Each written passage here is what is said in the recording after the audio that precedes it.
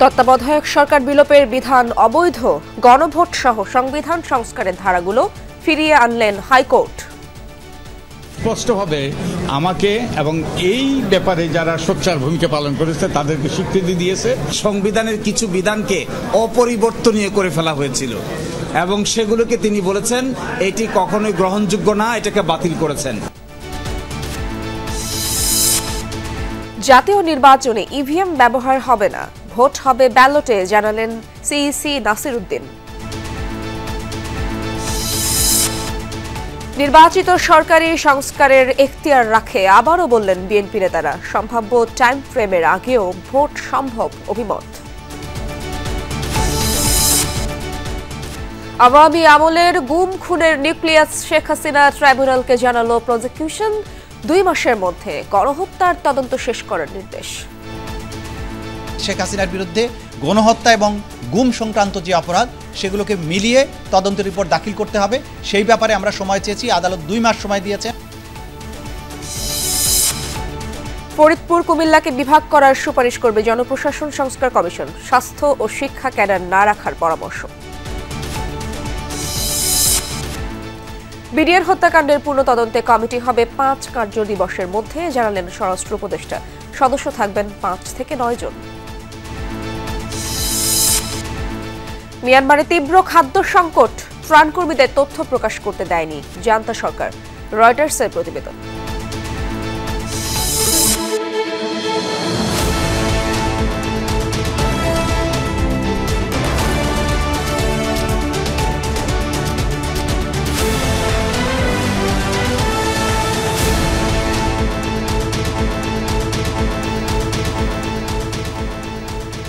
আমন্ত্রণ দুপুরে বাংলাদেশে, আপনাদের সঙ্গে আছি আমি ইশরাত জাহান। এতক্ষণ শিরোনাম দেখছিলেন। তত্ত্বাবধায়ক সরকার ব্যবস্থা বাতিল সহ বেশ কিছু বিষয়ে সংবিধানের ৫০ সংশোধনী অবৈধ ঘোষণা করে রায় দিলেন হাইকোর্ট। আজ বাতিল প্রশ্নে বিচারপতি ফারাহ মাহবুব ও বিচারপতি দেবাশিস রায় চৌধুরীর হাইকোর্ট বেঞ্চ এই রায় দেন। পর্যবেক্ষণে বলা হয়, ৫০ সংশোধনের মাধ্যমে সংবিধানের মৌলিক কাঠামো ধ্বংস করা হয়। হাইকোর্টের পর্যবেক্ষণে আরও বলা হয়, সংবিধানের মূল সৌন্দর্য হল জনগণের ক্ষমতায়ন। জানান, তত্ত্বাবধায়ক সরকার রাজনৈতিক ঐক্যমত্যের ভিত্তিতে হয়েছিল, এজন্য এটি সংবিধানের মৌলিক ভিত্তি হয়ে গেছে। বলা হয়, বেআইনিভাবে কেউ ক্ষমতা গ্রহণ করলে রাষ্ট্রদ্রোহের অভিযোগ আনা সংবিধানের সঙ্গে সাংঘর্ষিক। পর্যবেক্ষণে আরও বলা হয়, সুষ্ঠু ও গ্রহণযোগ্য নির্বাচনই পাবে গণতন্ত্র প্রতিষ্ঠা করতে। গেল 5 ডিসেম্বর এই মর্মে জারিকৃত রুলের রায়ের জন্য আজকের দিন ধার্য করে হাইকোর্ট। এর আগে দীর্ঘ 23 কার্যদিবসে হয় শুনানি। এতে তত্ত্বাবধায়ক সরকার ব্যবস্থা ফিরে আসার পাশাপাশি গণতন্ত্র পুনরুদ্ধার হবে, ছিল আইনজীবীদের এমন প্রত্যাশা।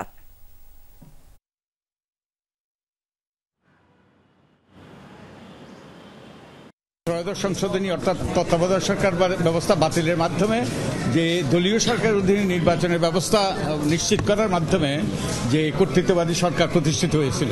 নির্দলীয় নিরপেক্ষ তত্ত্বাবধায়ক সরকার ব্যবস্থা বাতিল করে দিয়েছিলেন, তিনি এটিকে রেস্টোর করেছেন। দ্বিতীয়ত, গণভোটের বিধানকে বাতিল করে দেওয়া হয়েছিল, সেটিকেও আজকে রেস্টোর করা হলো। তারপরে কনস্টিটিউশনের 7-এর ক এবং 7-এর খ, যার মাধ্যমে সংবিধানের কিছু বিধানকে অপরিবর্তনীয় করে ফেলা হয়েছিল এবং সেগুলোকে তিনি বলেছেন এটি কখনোই গ্রহণযোগ্য না, এটাকে বাতিল করেছেন। দর্শক, এ বিষয়ে আরো বিস্তারিত তথ্য জানবো। হাইকোর্ট প্রাঙ্গণে রয়েছেন আমার সহকর্মী আশিক মাহমুদ। আশিক, চূড়ান্ত রায় সম্পর্কে বিস্তারিত জানাবেন আমাদের, এবং পর্যবেক্ষণে আর কি কি বলা হয়েছে?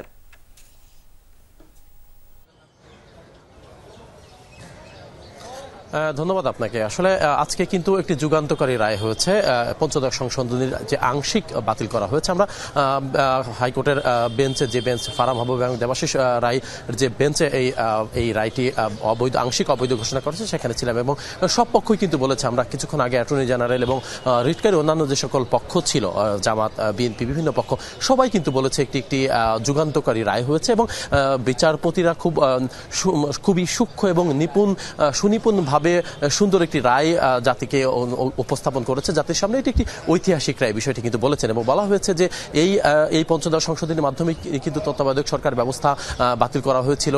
দেশে গণতন্ত্রের যে মানুষের যে অধিকার, গণতান্ত্রিক অধিকার, সেটি হরণ করা হয়েছিল এবং সেটি আসলে বাতিল করা হয়েছে। এবং এই সংসদে সংবিধানের তত্ত্বাবধায়ক সরকার ব্যবস্থা ফিরিয়ে আনা সহ মোট 6টি অনুচ্ছেদে মূলত এই পঞ্চদশ সংশোধনীর আংশিক বাতিল করে অবৈধ ঘোষণা করা হয়েছে। তবে একটি বিষয় জানাতে চাই যে নির্বাচনী ব্যবস্থায় তত্ত্বাবধায়ক সরকার ব্যবস্থা ফিরিয়ে আসার পথ যে একেবারে সুগম হলো এটি তো সুনিশ্চিতই।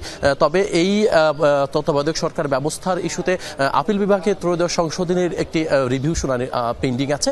এই রিভিউ শুনানি যদি পরিপূর্ণ হয় এবং রিভিউ শুনানিতে যদি মানে সার্বিকভাবে তত্ত্বাবধায়ক সরকার ব্যবস্থা ফিরিয়ে আনার রায় ঘোষিত হয় সুপ্রিম কোর্টে, তাহলে পরিপূর্ণভাবে তত্ত্বাবধায়ক সরকার ব্যবস্থা ফিরিয়ে আসছে এটি কিন্তু বলা যাবে। এবং সব পক্ষই কিন্তু সন্তুষ্টির কথা আমাদেরকে জানিয়েছেন এবং বলেছেন যে এই রায়ের মাধ্যমে মানুষের যে ভোটের অধিকার যারা হরণ হয়েছিল, মানুষের যে স্বাভাবিকভাবে তাদের মত প্রকাশের স্বাধীনতা এবং ভোটের মাধ্যমে সরকার নির্বাচনী যে ব্যবস্থা, সেই ব্যবস্থা যে বাতিল করা হয়েছিল সেটি ফিরে এসেছে, অর্থাৎ মানুষের অধিকার পুনর্গঠিত হয়েছে। এবং পর্যবেক্ষণে কিন্তু বলা হয়েছে যে এই তত্ত্বাবধায়ক সরকার ব্যবস্থা কিন্তু সংবিধানের মৌলিক কাঠামো, এই সংবিধানের মৌলিক কাঠামোকে হরণ বাতিল করার মাধ্যমে দেশের সংবিধানকে মূলত প্রশ্নবিদ্ধ করা হয়েছিল। সেই ব্যবস্থাটি আবার ফিরিয়ে আনার ফলে সংবিধানের যে মৌলিক কাঠামো, অর্থাৎ ভোটের মাধ্যমেই যে নির্বাচনী ব্যবস্থা এবং ভোটের মাধ্যমে যে সরকার পরিবর্তন, সেই যে ব্যবস্থা, সেই ব্যবস্থাটা আবারও ফিরে আসলো এবং সেই জায়গাটিতেই কিন্তু সবাই সন্তুষ্টির কথা বলেছেন। এবং বিচারপতিরা বলছেন যে আগামীতে যেন কেউ একনায়কতন্ত্র বা ফ্যাসিবাদ বা এই যে একক ক্ষমতা কুক্ষিগত করার যে প্রক্রিয়াগুলো বিগত সময় দেখা গেছে সেইগুলো যেন না হয়। এবং রায়ের পর্যবেক্ষণে কিন্তু আদালত বলেছে এর আগে যে 3টি নির্বাচন হয়েছে 14, 18 এবং 24, এই 3টি নির্বাচনও কিন্তু প্রশ্নবিদ্ধ হয়েছে। এখানে কিন্তু মানুষের তাদের যে মৌলিক অধিকার, মানুষ যে আস্থা হারিয়েছে এবং ভোট থেকে আস্থা হারিয়েছে, সেই বিষয়গুলোও কিন্তু আদালত তাদের পর্যবেক্ষণে বলেছে। তো আসলে সব মিলিয়ে বলা চলে যে এটি একটি ঐতিহাসিক এবং যুগান্তকারী রায়। এটি কিন্তু সব পক্ষই এই বিষয়টি কিন্তু বারবারই বলছেন। আশিক, ধন্যবাদ আপনাকে, বিস্তারিত তথ্য আমাদেরকে জানাচ্ছিলেন আপনি।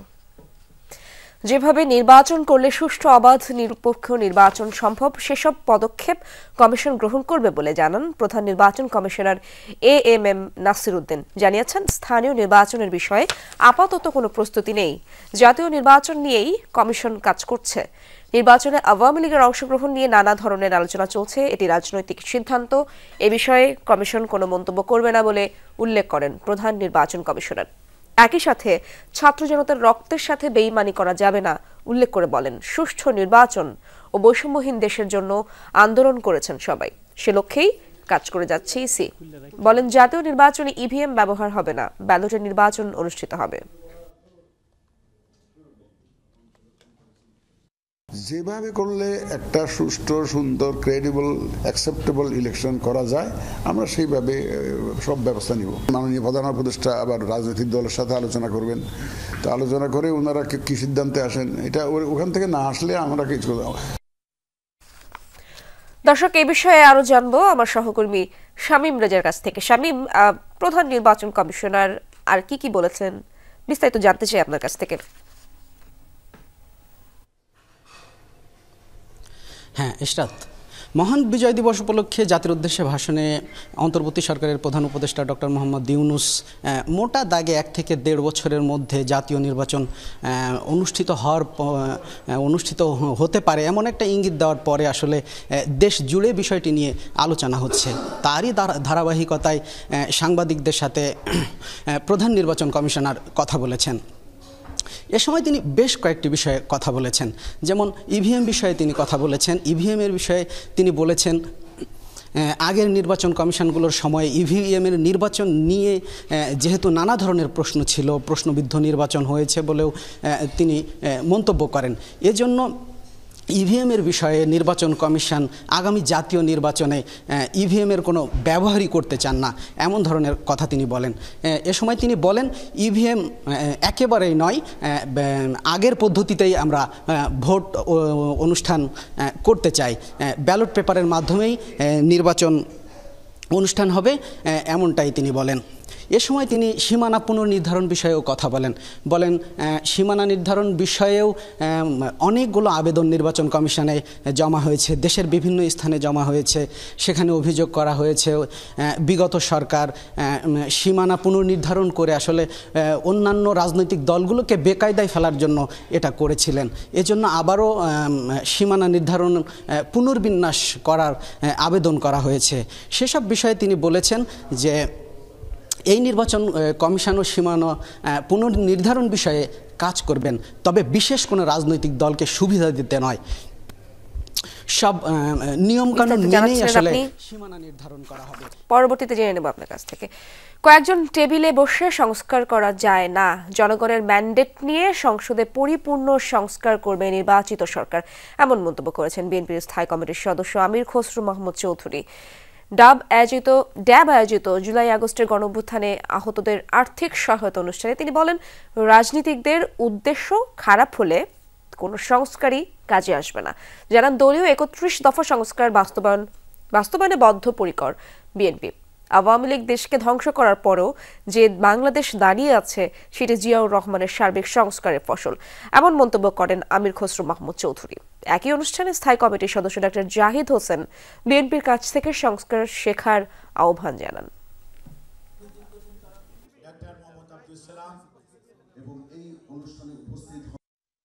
৩১ দফা রিফর্ম আমরা করব। এখন কিছু হলে ভালো, না হলেও অসুবিধা নাই, কিন্তু রিফর্ম হতে হবে সংসদে।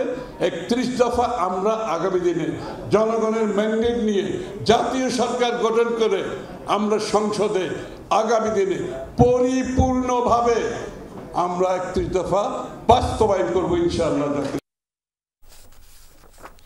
প্রধান উপদেষ্টা জাতীয় নির্বাচনের একটি সম্ভাব্য সময়ের কথা বলেছেন, তবে দেশের স্থিতিশীলতা রক্ষায় আরও আগে নির্বাচন হওয়া জরুরি, এমন মন্তব্য করেছেন বিএনপির যুগ্ম মহাসচিব শহীদ উদ্দিন চৌধুরী অ্যানি।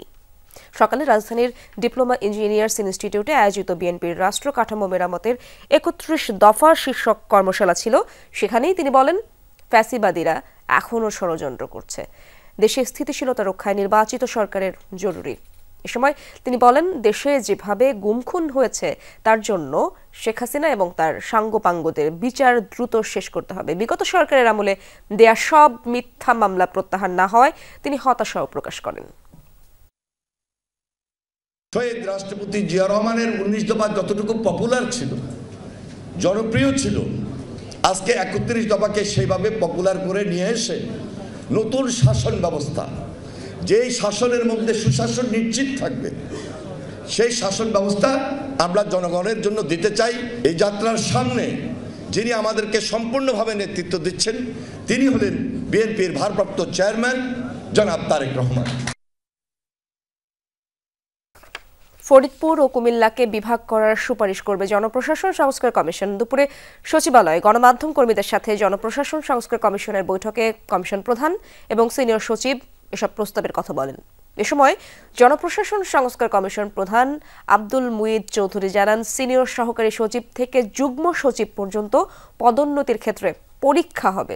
এছাড়া ক্যাডারের পরিবর্তনের ক্ষেত্রেও পরীক্ষা নেওয়া হবে। স্বাস্থ্য ও শিক্ষা ক্যাডার না রাখার সুপারিশ করা হবে, এমনটাও জানান তিনি। বলেন, ৩১ ডিসেম্বরের মধ্যে সুপারিশ সম্বলিত প্রতিবেদন জমা দেওয়ার চেষ্টা করবে কমিশন। বৈঠকে জনপ্রশাসন মন্ত্রণালয়ের সিনিয়র সচিব মোখলেসুর রহমান জানান, নানা জনকল্যাণকর বিপ্লবী সুপারিশ দেবে জনপ্রশাসন সংস্কার কমিশন। এ সময় ঘুষের দরজা বন্ধ করার আহ্বান জানান মোখলেসুর রহমান।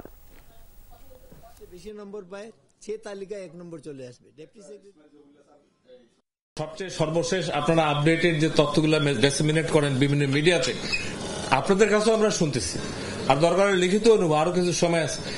সব জায়গায় আপনার পিন পতন পজিটিভ, যাতে জনমুখী যেটাকে বলে, জনকল্যাণমুখী যেটাকে বলে, সেই ধরনের সুপারিশ আমরা দিব।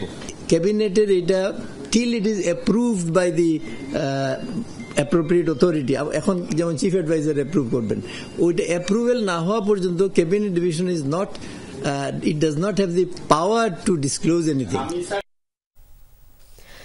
গুমের ঘটনায় সাবেক প্রধানমন্ত্রী শেখ হাসিনার সম্পৃক্ততা পেয়েছে গুম কমিশন।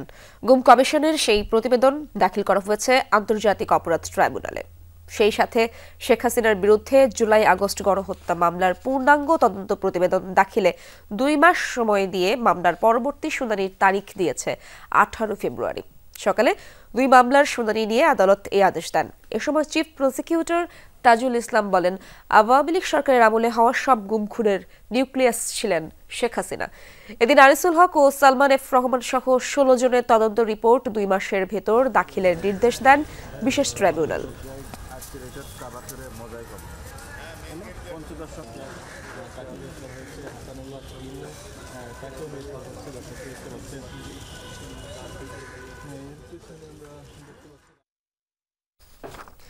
বিডিআর হত্যাকাণ্ডের পুনঃতদন্তে 5 কার্যদিবসের মধ্যে কমিটি গঠন করা হচ্ছে বলে জানিয়েছেন স্বরাষ্ট্র উপদেষ্টা অবসরপ্রাপ্ত লেফটেন্যান্ট জেনারেল জাহাঙ্গীর আলম চৌধুরী। সচিবালয়ে স্বরাষ্ট্র মন্ত্রণালয়ের ব্রিফিংয়ে এই কমিশন গঠনের সিদ্ধান্ত জানান তিনি। উপদেষ্টা বলেন, এই হত্যাকাণ্ডের ন্যায় বিচার চায় অন্তর্বর্তী সরকার। এ নিয়ে বিভ্রান্তির সুযোগ নেই। সেই অনুযায়ী বিডিআর হত্যাকাণ্ডের পুনঃতদন্তে কমিটি গঠন করার সিদ্ধান্ত নিয়েছে স্বরাষ্ট্র মন্ত্রণালয়। 5 কার্যদিবসের মধ্যেই কমিটি গঠন করা হবে। সদস্যের সংখ্যা হতে পারে 5 থেকে 9 জন। উপদেষ্টা জানান, সদস্যদের মধ্যে থাকবেন সশস্ত্র বাহিনীর সদস্য, অবসরপ্রাপ্ত বিচারক ও পুলিশ সদস্যরা। আওয়ামী লীগ সরকারের পতনের পর নারকীয় বিডিআর হত্যাকাণ্ডের পুনঃতদন্তের দাবি ওঠে। এ নিয়ে হাইকোর্টে দায়ের করা রিটে তদন্ত কমিশন গঠনের নির্দেশনা দেওয়া হয়। এ নিয়ে স্বরাষ্ট্র মন্ত্রণালয় আইন মন্ত্রণালয়ের আইনি মতামত চায়। এরপর পুনঃতদন্ত নিয়ে কমিশন গঠনের ধোঁয়াশা তৈরি হয়। কমিশন গঠনে বৈষম্য বিরোধী ছাত্র আন্দোলন মন্ত্রণালয় ঘেরাওয়ের ঘোষণা দেয়। এই অবস্থায় সকালে বিডিআর হত্যাকাণ্ডের পুনঃতদন্তে 5 কার্যদিবসের মধ্যে কমিটি গঠনের সিদ্ধান্ত জানালো স্বরাষ্ট্র মন্ত্রণালয়। বিডিআর হত্যাকাণ্ডের ন্যায় বিচার নিশ্চিতকরণে আগামী 5 কার্যদিবসের মধ্যে একটি তদন্ত কমিটি গঠন করা হবে।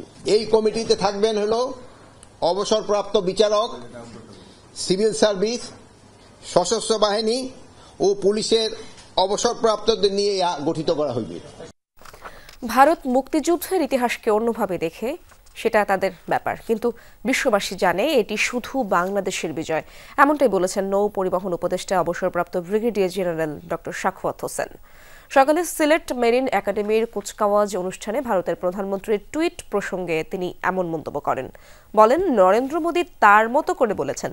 তার এমন মন্তব্যে মুক্তিযোদ্ধারা যারা এখনও বেঁচে আছেন তারা আহত হয়েছেন। এর আগে সিলেট মেরিন একাডেমির মাঠে ক্যাডেটদের সালাম গ্রহণ করেন নৌ পরিবহন উপদেষ্টা।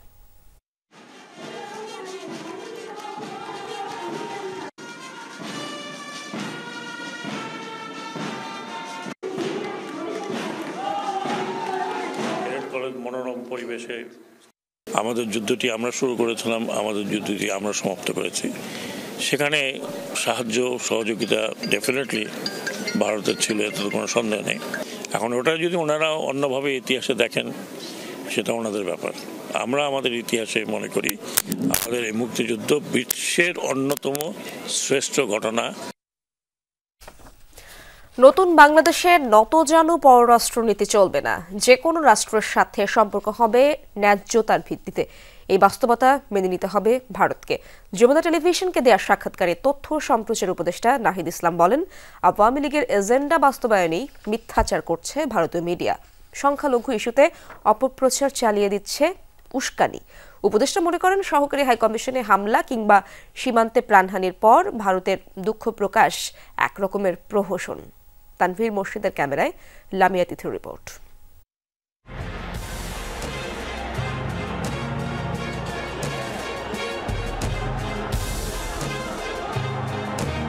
বাংলাদেশ 2.0 জুলাই অভ্যুত্থানের পর নতুন বাংলাদেশ নিয়ে নতুন প্রত্যাশা আছে, নানান সমীকরণ। নতুন বাস্তবতায় বাংলাদেশ ভারত সম্পর্ক কেমনভাবে এগোবে তা জানতে তথ্য ও সম্প্রচার উপদেষ্টা নাহিদ ইসলামের সাথে যমুনার আলাপ। ইন্ডিয়ান মিডিয়াতে বিবৃতি দিয়ে তাদের জনগণকে উত্তেজিত করে এই জিনিসটা তো পরিকল্পিতভাবে এতদিন ধরে করা হচ্ছে। এটা তো সরকারের নজর এড়ানোর কিছু নাই। এই তরুণ উপদেষ্টা জানালেন, ভারতের সাথে সম্পর্কের টানাপোড়েন কিভাবে দেখছেন তিনি। আমরা দেখেছি যে এক ধরনের নতজানু পররাষ্ট্রনীতি বাংলাদেশের ছিল। ভারতের সাথে অনেক অসম চুক্তি বাংলাদেশ বিগত সরকার করেছে। তো আমরা তো বলেছি যে বর্তমান সরকার এবং ভবিষ্যৎ বাংলাদেশ এই ধরনের নতজানু পররাষ্ট্রনীতি রাখবে না এবং তারা সমতা, ন্যায্যতা এবং মর্যাদার ভিত্তিতেই যে কোনো রাষ্ট্রের সাথে সম্পর্ক করবে। ভারতকেও এই বাংলাদেশের নতুন বাস্তবতা আসলে মেনে নিতে হবে। জঘন্য লজ্জাজনক পরিস্থিতি তৈরি করা হচ্ছে ওপার বাংলায়। বাংলাদেশের সংখ্যালঘুদের মধ্যে নিরাপত্তাহীনতার বিষয়টি ভারতীয় মিডিয়া একরকম চাপিয়ে দিচ্ছে বলেও মত নাহিদ ইসলামের। ভারতীয় মিডিয়া এটা তৈরি করার চেষ্টা করছে, আমার দেশের যে সংখ্যালঘু সম্প্রদায়কে এই অনাস্থা তারা তৈরি করার চেষ্টা করছে। আমরা এটাই বলবো যে এই দেশ আমাদের, এই দেশের মাটি আমাদের, এই দেশ খারাপ হোক ভালো হোক মিলেমিশে আমাদেরকেই থাকতে হবে। আমাদের কিছু যদি কোনো বিপদে কেউ রক্ষা করতে বাইরে থেকে আসবে না। আমরা কোনো সংকটকে উড়িয়ে দিচ্ছি না। আমরা জানি যে সংখ্যালঘু সম্প্রদায়ের আমাদের দেশে এক ধরনের অনিরাপত্তা বোধ আছে এবং সেটা আসলে বিগত সময়ে বিভিন্ন রাজনৈতিক সরকার বা বিশেষত আওয়ামী লীগ তাদের উপর যে ধরনের দমন পীড়ন করেছে, অথচ তারা নিজেদেরকে সংখ্যালঘু বান্ধব সরকার হিসেবে বারবার বহির্বিশ্বে দেখা চেয়েছে। বাংলাদেশ থাকবে না বাংলাদেশ। তথ্য উপদেষ্টা বলেন, আওয়ামী লীগের ন্যারেটিভ বাস্তবায়ন করতে চায় বলেই ভারতীয় মিডিয়া এতটা আগ্রাসী। দাবি করেন শেখ হাসিনা সরকারই বরং সংখ্যালঘুদের দমন পীড়ন করেছে। মূলত এটা একটা আওয়ামী লীগের ন্যারেটিভ, যে ন্যারেটিভ এখন ইন্ডিয়ান মিডিয়া সেটা প্রচার করছে এবং ইন্ডিয়াকেও আমরা বারবার বলেছি, আনুষ্ঠানিকভাবে বলেছি যে এই ধরনের অপপ্রচার না করতে। বাংলাদেশ যখন শেখ হাসিনাকে ফেরত চাইবে, শেখ হাসিনাকে যাতে ফেরত দেওয়া হয় দ্রুত সময়ের মধ্যে। জুলাই অভ্যুত্থানে আত্মত্যাগ করেছে সব মত ও ধর্মের মানুষ, কিন্তু সে সময় ভারতের গণমাধ্যম কেন সরব ছিল না সে প্রশ্নও তোলেন তথ্য উপদেষ্টা। যখন আমরা রাস্তায় নেমেছি আমরা দেখি নাই কে হিন্দু কে মুসলমান। যখন আমাদের বিরুদ্ধে গুলি চালানো হয়েছে, হিন্দু মুসলমান দেখে গুলি চালানো হয়নি। ফলে তখনও যে এত সংখ্যালঘু মারা গেলেন সেটা নিয়ে কিন্তু ভারত কোনো বার্তা দেয়নি। কূটনৈতিক স্থাপনার নিরাপত্তা আর সীমান্ত হত্যা বন্ধে ভারত সরকার আরো সচেষ্ট হবে বলেও আশাবাদী অন্তর্বর্তী সরকারের তরুণ এই উপদেষ্টা। ভারতকে বলেছি যে দায়িত্বশীল আচরণ করতে, আমাদের সীমান্তে এখনো হত্যাকাণ্ড হচ্ছে, হত্যাকাণ্ডগুলো বন্ধ করতে এবং বাংলাদেশের সাথে নতুনভাবে একটা সম্পর্ক তৈরি করতে। লামিয়া তিথি, যমুনা নিউজ, ঢাকা। অনিয়ম দুর্নীতির মাধ্যমে ইউনাইটেড কমার্শিয়াল ব্যাংক থেকে প্রায় ২,০০০ কোটি টাকা লুটে নিয়েছে সাবেক ভূমিমন্ত্রী সাইফুজ্জামান চৌধুরী জাভেদ এবং তার পরিবার। ঋণের নামে অর্থ বের করে নেওয়ার পাশাপাশি উচ্চ মূল্যে শেয়ার কিনেও ক্ষতির মুখে ফেলেছে ইউসিবিএলকে। এসব অনিয়মের চিত্র উঠে এসেছে ব্যাংকটির অভ্যন্তরীণ তদন্তে। সাইফুজ্জামানের দুর্নীতির তদন্তে দুর্নীতি দমন কমিশনে চিঠি দিয়েছে বর্তমান পরিচালনা পর্ষদ। ২০১৮ সালে আগের পর্ষদকে সরিয়ে ইউসিবিএলকে দখলে নেন সাবেক ভূমিমন্ত্রী সাইফুজ্জামান চৌধুরী জাভেদ। নিজ পরিবারের সদস্যদেরকে অন্তর্ভুক্ত করেন পর্ষদে। স্ত্রী রুকমিলা জামানকে চেয়ারম্যান এবং ভাই আনিসুজ্জামানকে করেন নির্বাহী কমিটির চেয়ারম্যান। চাচাতো ভাই আলমগীর কবির অপুকে নিয়ম লঙ্ঘন করে করা হয় ব্যাংকের উপব্যবস্থাপনা পরিচালক। এরপরই ব্যাংক লুটের ছক আঁকেন জাভেদ। ২০১৮ থেকে ২০২৪-এর জুলাই পর্যন্ত ব্যাংকের নানা অনিয়ম, দুর্নীতি এবং লুটপাটের কথা জানিয়ে দুর্নীতি দমন কমিশনে চিঠি দিয়েছে বর্তমান পরিচালনা পর্ষদ। এতে বলা হয়েছে, নানা অসঙ্গতি থাকার পরও আদনান ইমামের কোম্পানি জেনেক্স এবং এর সহযোগী কোম্পানিকে ২,০০০ কোটি টাকা ঋণ দেওয়া হয়। যদিও এ ঋণে ব্যবস্থাপনা পর্যায়ে কোনো সুপারিশ ছিল না, শুধু জাভেদের প্রভাবেই ঋণ অনুমোদন করা হয়। নীতিমালা ভঙ্গ করে দেওয়া ঋণের বিপরীতে নেওয়া হয়নি পর্যাপ্ত জামানতও। এ ঋণের বড় অংশই বিদেশে পাচার হয়েছে বলেও অভিযোগ আছে। বিশ্লেষকরা বলছেন, রাজনৈতিক প্রভাব খাটিয়ে ব্যাংক লুটপাটে জড়িয়েছে সাইফুজ্জামান চৌধুরী। এখন উনি ওনার ওয়াইফকে বসে রেখে তারপরে উনি সামনে বসে থাকবেন, তারপর ওনার একজন আত্মীয় সেখানে থাকবেন, তারাই সব কিছু করবে, এটা কোনোভাবে অ্যাকসেপ্টেড না। তো একদিকে আপনার রাজনৈতিক পাওয়ার, অন্যদিকে ব্যাংকের ওনারশিপ, দুইটা মিলে তো ডেফিনেটলি আপনি সাংঘাতিক প্রভাব প্রতিপত্তিশীল, তাই না? তো সেই কারণে এই গভর্নেন্সের এই প্রবলেমগুলো হয়েছে। আনিসুজ্জামান ও বশির আহমেদ সহ বোর্ড সদস্যদের অনুমোদনে লক-ইনে থাকা জেনেক্স ইনফোসিসের ৬,৮৩,৬২৬টি শেয়ার কেনে ইউসিবি। প্রতিটি শেয়ার ১৭২ টাকা ৫০ পয়সা দরে মোট ১০৫ কোটি টাকার শেয়ার কেনা হয়। ১৭২ টাকার শেয়ার গত সেপ্টেম্বরে লেনদেন হয় ৩৭ টাকায়। বর্তমানে এর বাজার মূল্য ২৯ টাকা। ফলে লোকসানের পরিমাণ বেড়ে দাঁড়িয়েছে ৮৭ কোটিতে।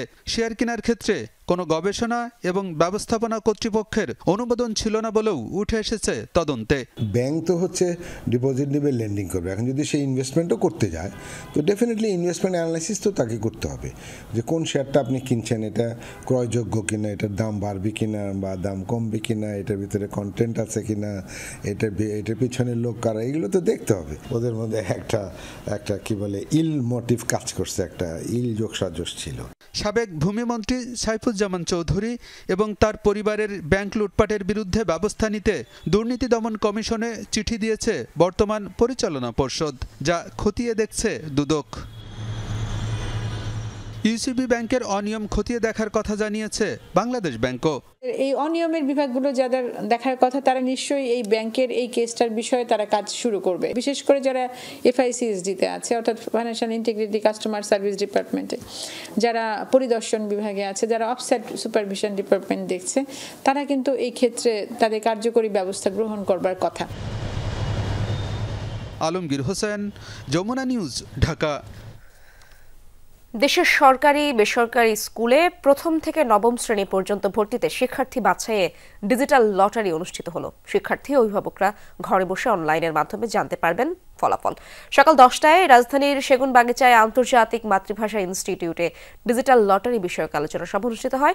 কারিগরি ও মাদ্রাসা শিক্ষা বিভাগের সচিব ডক্টর খ.ম. কবিরুল ইসলাম বলেন, মানসম্মত বিদ্যালয়ে বাচ্চাদের ভর্তি করতে চায় অভিভাবকরা, ফলে দেখা দেয় প্রতিযোগিতা। বলেন, যে কোনো সিস্টেমের বিষয়ে দুই ধরনের মতামত থাকতে পারে। তিনি আরও জানান, প্রতিষ্ঠানগুলো শুধু ভালো ছাত্র নিয়ে ভালো রেজাল্ট করবে, কিন্তু দুর্বল শিক্ষার্থীদের সুযোগ দেবে না, সেটি হবে না। মাউসি অতিরিক্ত সচিব হুমায়ুন কবির বলেন, আগামী শিক্ষা বছর থেকে সারা দেশে একই ধরনের টিউশন ফি নেওয়া হবে। শিক্ষা প্রতিষ্ঠানের অভিজ্ঞতা থেকেই জানি এবং আমাদের এখানে যারা আছেন আমাদের কলিগরা তার প্রত্যেককেই জানি রেজাল্ট সকল আবেদনকারীকে আজকের এই অনুষ্ঠানে শিক্ষা প্রতিষ্ঠানে ভর্তির যে একটি প্রতিযোগিতা ছিল, অনেক ক্ষেত্রে সেই প্রতিযোগিতাটা ছিল অসুস্থ এবং অশুভ প্রতিযোগিতা, যে আমরা বাচ্চাদের উপরে এবং কি ধরনের একটি মানসিক চাপ আমরা তৈরি করি এবং বাবা মারাও থাকে, বিশেষ করে মারা অনেক বেশি চাপের ভিতরে থাকে তার বাচ্চাটিকে একটি ভালো স্কুলে ভর্তি করার জন্য। অভ্যন্তরীণ কোন্দল ঘনীভূত হচ্ছে বরিশাল মহানগর বিএনপিতে। কমিটিতে স্থান পাওয়া নেতাদের মধ্যে বিরোধ চরমে। অন্যদিকে আসন্ন সম্মেলন উপলক্ষে মাঠে তৎপরতা বেড়েছে পদ বঞ্চিতদের। মহানগরের নেতারা বলছেন, সুসময়ের কোকিলদের জায়গা হবে না দলে। চলতি বছরের জুন মাসে গঠিত 3 সদস্যের আহ্বায়ক কমিটি দিয়েই চলছিল বরিশাল মহানগর বিএনপির কার্যক্রম। দলের হাইকমান্ডের নির্দেশে অবশেষে 42 সদস্যের কমিটির নাম কেন্দ্রে জমা দিতে বাধ্য হন এই 3 নেতা। নভেম্বরে পূর্ণাঙ্গ আহ্বায়ক কমিটি অনুমোদন দেয় কেন্দ্র। কমিটি গঠনে জ্যেষ্ঠতা লঙ্ঘন, বিতর্কিতদের পদায়ন সহ নানা অভিযোগ উঠেছে। এটা মূলত মাই কমিটি, যার পাওয়ারের লোক, যার নিজস্ব লোক এভাবে করা হয়েছে। যারা বিগত সময় আন্দোলন সংগ্রামে পরীক্ষিত ছিল তারা অনেকেই বাদ পড়েছে, তারা সিনিয়র জুনিয়রিটি মেনটেন করতে পারেনি। কেন্দ্রের নির্দেশ মোতাবেক 60 থেকে 90 দিনের মধ্যে সম্মেলনের মাধ্যমে পূর্ণাঙ্গ কমিটি গঠন করতে হবে। তাই দীর্ঘদিন কোণঠাসা পদবঞ্চিত সিনিয়র নেতাদের রাজনৈতিক মাঠে তৎপরতা বেড়েছে। আমরা প্রত্যেকটা প্রোগ্রাম, জাতীয় প্রোগ্রাম বলেন, বিভাগীয় প্রোগ্রাম বলেন, আমরা সবাই অংশগ্রহণ করি। উপজেলা থেকে নামদারি কিছু লোক এনে বরিশাল মহানগরের নেতা বানাইছে। আদতে এরা বরিশাল মহানগরের লোক না এবং এরা হইলে আওয়ামী লীগপন্থী। কমিটি নিয়ে বিভক্তির কারণে সম্প্রতি এক সভায় যোগ দেয়নি আহ্বায়ক কমিটির 25 সদস্য। বিষয়টি ধামাচাপা দিতে অভ্যন্তরীণ কোন্দলের বিষয়টি এড়িয়ে গিয়ে যুগ্ম আহ্বায়ক উল্টো সভা ডাকার প্রক্রিয়া নিয়ে প্রশ্ন তুললেন। অনেকে বাটন মোবাইল ব্যবহার করে, কিন্তু সেখানে মিটিংটা কল করা হয়েছে ফেসবুকের মাধ্যমে, অনেকেই দেখেছে ফেসবুকের মাধ্যমে। এই জন্য তারা অনেকে মিটিংয়ের টাইম জানে নাই, যার ফলে এইখানে লোক সংখ্যা অনেক কম হয়েছে। মহানগর নেতারা বলছেন, বয়সে তুলনামূলক তরুণ নাসরিনকে 1 নম্বর যুগ্ম আহ্বায়ক করায় সিনিয়র নেতারা কমিটিতে আসতে রাজি হয়নি। তাছাড়া অনেকেই দলের দুঃসময়ে মাঠে ছিলেন না। নিজেকে রক্ষা করার জন্য যারা এড়িয়ে চলেছেন দলের সিদ্ধান্ত, দলের কর্মকাণ্ড।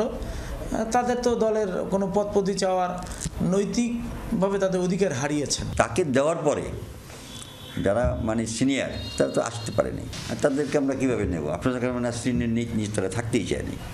বিভাগীয় সম্মেলন আয়োজনের দায়িত্ব পাওয়া দলের এই ভাইস চেয়ারম্যান বলছেন, আসন্ন কমিটিতে ত্যাগী ও বঞ্চিত নেতাকর্মীদের মূল্যায়ন হবে। রিয়েল নেতা দলের জন্য কাজ করে, দলের জন্য ত্যাগ স্বীকার করছে, জেল জুলুমের শিকার হয়েছে, তারা কেউ বাদ পড়বে না। কোনো না কোনোভাবে তারা দলীয় নেতৃত্বে অন্তর্ভুক্ত হবে। সম্মেলনের আগে বরিশাল মহানগরের 30টি ওয়ার্ড কমিটি ভেঙে নতুন করে গঠন করা হবে কিনা তা নিয়ে চলছে নানা হিসাব নিকাশ। কারণ 2023 সালে ওয়ার্ড কমিটি গঠনের পর নেতাদের বিরুদ্ধে সে সময় বিক্ষোভ হয়েছিল। নানা কারণে বরিশাল বিএনপিতে অভ্যন্তরীণ কোন্দল বাড়ছেই।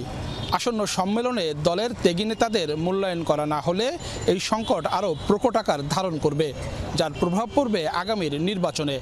এমনটাই মনে করেন দলের তৃণমূলের নেতাকর্মীরা। কাউসার হোসেন, যমুনা নিউজ, বরিশাল।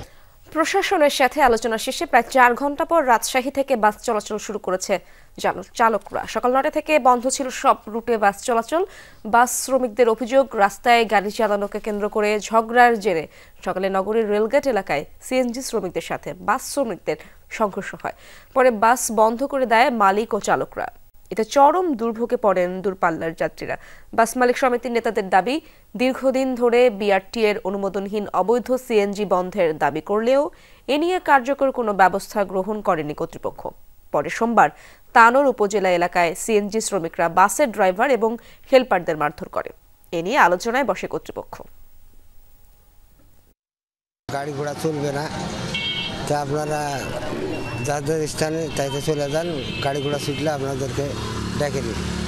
এইগুলো ধরেন মানে ভোগান্তিতে পড়ে আছে যে ঢাকা যাওয়া হয়েছে না। অনেক ভোগান্তি, এই যে বাস আসার সময় একটা কোনো সিএনজি কোনো চলতেছে না। ট্রেনের টিকিটও আগে করা নাই, বাসের উপরই নির্ভর ছিলাম। ঢাকায় যাচ্ছি গুরুত্বপূর্ণ একটা কাজে, এখন কিভাবে যাব জানি না। 3 জেলায় সড়ক দুর্ঘটনায় 3 জন নিহত হয়েছে, আহত 4 জন। গোপালগঞ্জে তেলের ট্যাঙ্কারের ধাক্কায় নসিমনের এক আরোহী নিহত হয়েছেন। কাশিয়ানী হাইওয়ে পুলিশের পরিদর্শক আবুল হাশেম মজুমদার জানান, সকাল 10টার দিকে ঢাকা খুলনা মহাসড়কের গোপীনাথপুর এলাকায় খুলনাগামী একটি তেলের ট্যাঙ্কার মাটি বহনকারী নাসিমনকে পেছন থেকে ধাক্কা দেয়। এতে হেলপার বায়াজিদ খান সহ 3 জন আহত হয়। তাদের হাসপাতালে নেওয়া হলে মারাত্মক আহত বায়াজিদ চিকিৎসারত অবস্থায় মারা যান। এছাড়া নীলফামারীর ডোমারে ট্রাক ও অটোভ্যানের সংঘর্ষে নিহত 1 জন এবং আহত 2 জন। রংপুরের বদরগঞ্জে ট্রাক চাপায় প্রাণ গেছে এক পথচারীর। রূপগঞ্জের পূর্বাচলের একটি লেক থেকে অজ্ঞাত এক কিশোরীর মরদেহ উদ্ধার করেছে পুলিশ। সকালে পূর্বাচলের 2 নং সেক্টরের বৌরার টেক এলাকার লেকের পানি থেকে মরদেহটি উদ্ধার করা হয়। পুলিশ জানায়, সকাল 8:30টার দিকে 300 ফিট সড়কের 4 নম্বর সেতুর নিচে মরদেহ ভেসে থাকতে দেখে পুলিশকে খবর দেয় স্থানীয়রা। তাৎক্ষণিকভাবে ওই নারীর পরিচয় পাওয়া যায়নি। সুরতহালে শরীরের বিভিন্ন স্থানে আঘাতের চিহ্ন পাওয়া গেছে। ময়না তদন্তের পরই মৃত্যুর আসল কারণ জানা যাবে বলেও জানান পুলিশের কর্মকর্তারা।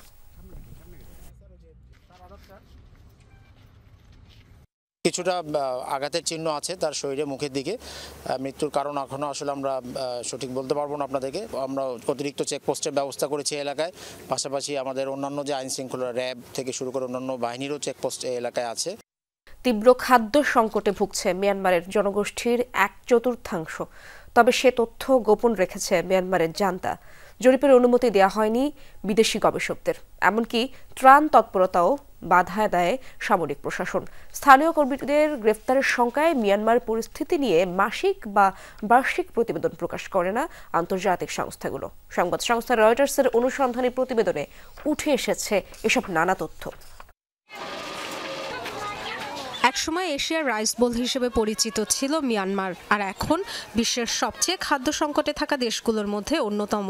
গত বছর খাদ্যপণ্যের দাম বেড়েছে গড়ে 154%, চালের দাম 10 গুণ হয়েছে। গাছের কলা জংলি পাতার উপর নির্ভর করতে হয়। এমনও হয়েছে টানা 10-12 দিন কোনো খাবার জোটেনি। পাশের বাড়ির 2টি শিশুকে ডায়রিয়ায় চোখের সামনে মারা যেতে দেখলাম। প্রয়োজনীয় খাবার জোগাড় করতে পারতাম না। এনজিও থেকে যেটুকু দিত পর্যাপ্ত ছিল না। বাবা হয়ে সন্তানের মুখে খাবার দিতে পারিনি। ভেতরে ভেতরে নিঃশেষ হয়ে গেছিলাম, তাই বাড়ি ছেড়ে এসেছি। খাদ্যের অনিশ্চয়তা ইস্যুতে বিশ্বের সবচেয়ে বড় পর্যবেক্ষণকারী সংস্থা integrated food security phase classification IPCর সংজ্ঞা অনুযায়ী খাবারের অভাবে মৃত্যু ঝুঁকি তৈরির মতো পরিস্থিতিকে বলা হয় অ্যাকিউট ফুড ইনসিকিউরিটি। মিয়ানমারের 1,44,00,000 মানুষ ভুগছে এমন খাদ্য সংকটে। আগামী বছরের মাঝামাঝি এই সংখ্যা দাঁড়াবে 1.5 কোটিতে। যদিও এসব তথ্য সংগ্রহ বা প্রকাশ কোনোটি সহজ নয় দেশটিতে। স্থানীয় পর্যায়ে জরিপ কিংবা ডেটা পরিচালনার সুযোগ তো নেই, অনুমতি দেওয়া হয় না বিদেশি পর্যবেক্ষক, গবেষক কিংবা কোনো সংস্থাকে। স্থানীয় কর্মীদের গ্রেফতার, নির্যাতনের শঙ্কায় ওয়েবসাইটে প্রতিবেদন প্রকাশও করে না বেশিরভাগ প্রতিষ্ঠান। এই ইস্যুতে রয়টার্স অনুসন্ধানী প্রতিবেদন তৈরির সময় সংশ্লিষ্টদের সাথে যোগাযোগ করলে সামরিক সরকারের রোষানলে পড়ার ভয়ে বেশিরভাগই অন দ্য রেকর্ড কথা বলতে রাজি হয়নি। রয়টার্স বলছে, গত বছরও খাদ্য নিরাপত্তা নিয়ে গবেষণা করে এমন বেশ কয়েকজনকে আটক করেছে জান্তা। জেল জরিমানার ঝুঁকি থাকবে এমন শর্তে রেজিস্ট্রেশন করতে হয় বেসরকারি উন্নয়ন সংস্থাগুলোকে। 35 লাখ মানুষ বাস্তুচ্যুত, চাষাবাদ হয় না, তাই তীব্র হয়েছে খাদ্য সংকট। ত্রাণকর্মীদের কাজে বাধায় সংকট আরও বেড়েছে। ডায়রিয়া সহ প্রতিরোধযোগ্য বিভিন্ন রোগে মৃত্যুহার বেড়েছে। রাখাইন সহ বিদ্রোহী অধ্যুষিত এলাকাগুলোয় চাল সহ অন্যান্য খাবার এমনকি ওষুধ সরবরাহে বাধা দেয় সামরিক সরকার, রয়েছে এমন অভিযোগ। গত বছর রাখাইনের WFPর খাদ্য গুদামে আগুনের ঘটনায় পাল্টাপাল্টি দোষারোপ করে জান্তা ও বিদ্রোহীরা। Dorothy তাস্টিন, Jamuna news.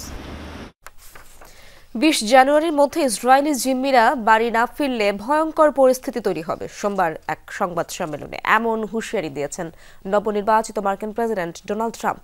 ফ্লোরিডার পাম বিচ থেকে জাতীয় ও আন্তর্জাতিক নানা ইস্যু নিয়ে কথা বলতে সংবাদ সম্মেলন করেন তিনি। এ সময় ভয়ঙ্কর পরিস্থিতি বলতে তিনি কি বুঝিয়েছেন জিজ্ঞেস করলে বলেন, যা হবে তা মোটেই সুখকর হবে না। তবে এই হুঁশিয়ারি কাকে দেয়া হলো তা কোথাও পরিষ্কার না করা হলেও হামাসকেই যে ইঙ্গিত করা হয়েছে তা বুঝতে কারোই বাকি নেই। 7 অক্টোবর তেলাবিবে নজিরবিহীন হামলা চালায় তেলাবিব। জিম্মি করে 250 ইসরায়েলিকে।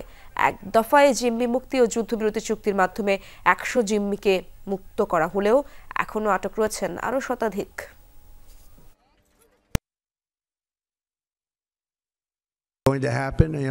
20 জানুয়ারি আমি ওভাল অফিসে ঢুকবো। এর মধ্যে যদি হামাসের হাতে জিম্মিরা বাড়ি না ফেরে তাহলে পরিণতি হবে ভয়ঙ্কর। ইসরায়েলি প্রধানমন্ত্রীর সাথে আমার এই নিয়ে ফোন আলাপ হয়েছে। সিরিয়া সংকট সমাধানের চাবিকাঠি তুরস্কের হাতে। সোমবার এই বিস্ফোরক মন্তব্য করলেন নবনির্বাচিত মার্কিন প্রেসিডেন্ট ডোনাল্ড ট্রাম্প। বলেন, তুরস্ক চাইলে দ্রুতই সম্ভব চলমান সংকটের সমাধান। বর্তমানে সিরিয়ার অনেক অনিশ্চয়তা রয়েছে, কেউ জানে না সেখানে কি হতে যাচ্ছে। আমার ধারণা সিরিয়ার সংকট সমাধানের চাবিকাঠি এখন তুরস্কের হাতে। জানিয়ে কথা আর কারো কাছে আপনারা শোনেননি, তবে ভবিষ্যৎবাণীতে আমি বরাবরই বেশ ভালো। দর্শক, এই ছিল দুপুরে বাংলাদেশে। এতক্ষণ সাথে থাকার জন্য ধন্যবাদ সবাইকে।